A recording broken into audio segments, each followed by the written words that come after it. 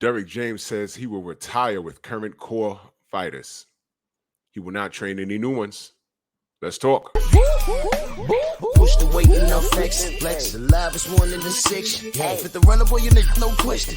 You will run a motherfucker high stepping. Hey, you never had a big enough weapon. Motherfucker never learned your lesson. I'm a 88 pack nigga. I'm a 88 pack nigga. I mean, day walker, drink blood, fangs out, full moon. Motherfucker change like a hoe. I'm just a nigga from the hood trying to stack a little cheddar for the money. Drew Titan Bronx on deck. Shout out to the mighty LDBC. Saw this article on Boxing Scene. Link will be in the description. I found it very interesting. Derrick James says he will retire with current core. Won't train any new fighters. Let me read this. This is a very interesting thing that he said, because the question just came up on my live stream earlier this morning. We was wondering if Derrick James was doing too much. Well, let's read the article, and then I'll give my opinion on it after. It says here, reigning trainer of the year, Derrick James, is currently in charge of leading boxing's best stable. The Texas-based fighter turned coach trains a star-studded group that features Errol Spence, Jamal Charlo. I thought Jamal was trained by Ronnie Shields. Well, what do I know? Anthony Joshua, Ryan Garcia, and Frank Martin. Now, I'll read the names again. Errol Spence, Jamal Charlo, Anthony Joshua, Ryan Garcia, and Frank Martin. I swore Jamal was being trained by Ronnie Shields, but maybe there's something I don't catch everything. Y'all let me know if I'm wrong on that. I don't know. But that's a hell of a stable, right? He goes on to say that James linked up with AJ and Garcia earlier this year, but if another top star comes knocking at the door and offers him a coaching keys to their career, don't expect the 51-year-old to oblige. Wow. Thanks, but no thanks, he's saying. He says, no, I'm done. I'm retiring. No more. I'm out of boxing after my guys retire. James said in an interview with Boxing Scene. He says, James, it says here, James, a professional fighter from 1992 to 2008, who compiled a record of 21 wins, 12 knockouts, 7 losses, 1 draw, will have an incredible stretch. He had an incredible stretch of fights coming up on his calendar. This with these guys, And as I'm reading this, I'm sitting there thinking, yeah. Now listen to this, y'all. Frank Martin's going to face Artem. I'm going to butcher this name. Artem Harutyunyan.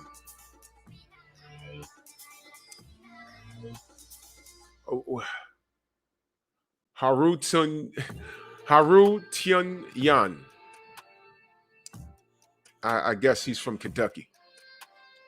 On July 15th, Spence will fight Terrence Crawford on July 29th. AJ is slated for a rematch in Dillian White on August 12th.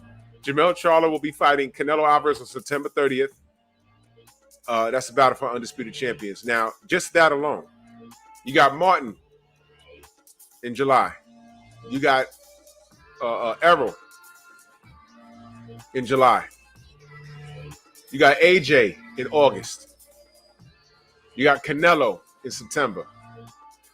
When I was at the presser, and I asked Derrick, I have his phone number and everything else, and I said, listen, come do the Strong House, And he says, I'll do it, but I can't do it now. He says, and he just gave me this look like, man, I'm super busy. He said, I'm really busy. I'm really, really, really busy. And I said, brother, I know. And this is before they announced the AJ Dillian White rematch. They just announced that, a couple of days ago? I was just thinking of Errol and Frank Martin. And the Jamal Charlo fight was just mentioned fairly recently. This guy has a full plate. And what we were saying on my show was, look, does he have time for all of this? But listen, man, I don't think he would take on work that he wasn't prepared to handle. So, we were just asking the question because we don't know. It says here the stars can be out and any given time at the world-class boxing gym in Dallas, a scene not many often can stomach, said James. This is what he says. He says, I think they all feed off of each other. I think it's more about inspiration. That's the key element.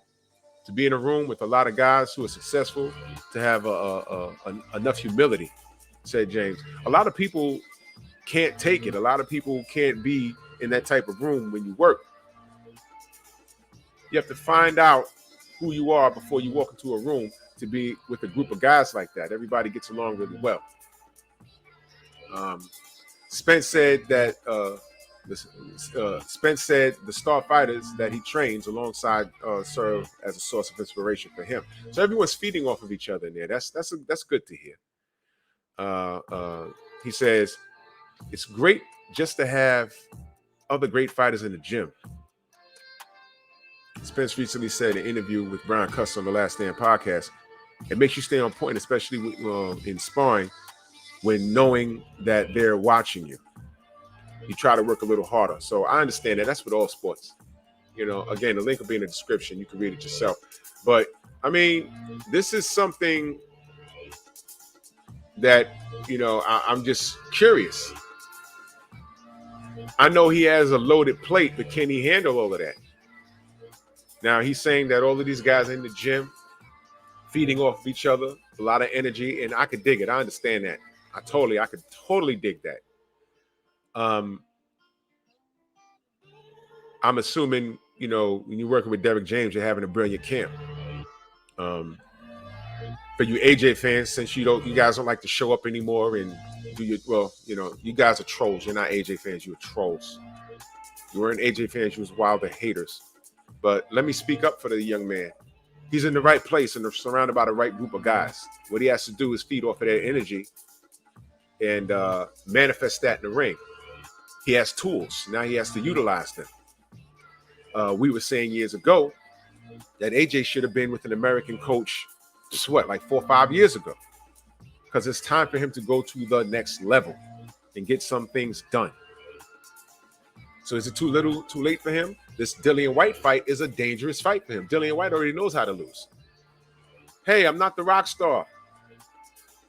Either I'm going to win, I'm going to lose. But now he feels, and I know he feels this, that the Deontay Wilder fight is on the horizon for him if he beats AJ. So he's going to come in this fight motivated. Whereas people are feeling that AJ, notice I said people are feeling because we don't know how AJ feels. People are feeling that AJ is like, look, my confidence is gone. And what if I lose again?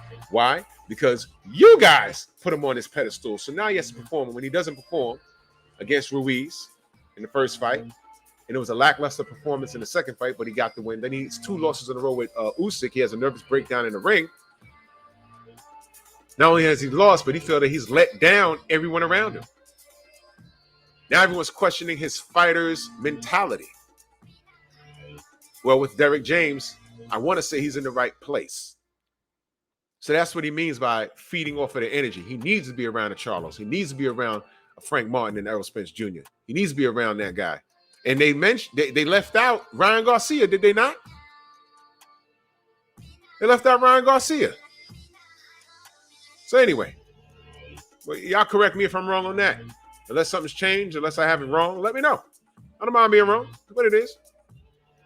But Derrick James says the current quarter he has now, that's the end of it. He's not accepting no new applicants. And I can dig it, man. This is a full plate, but good luck to him. And good luck to his stable, man. And let's see what happens. Let's see what happens, man. Y'all let me know what y'all think, man. Bronx on deck.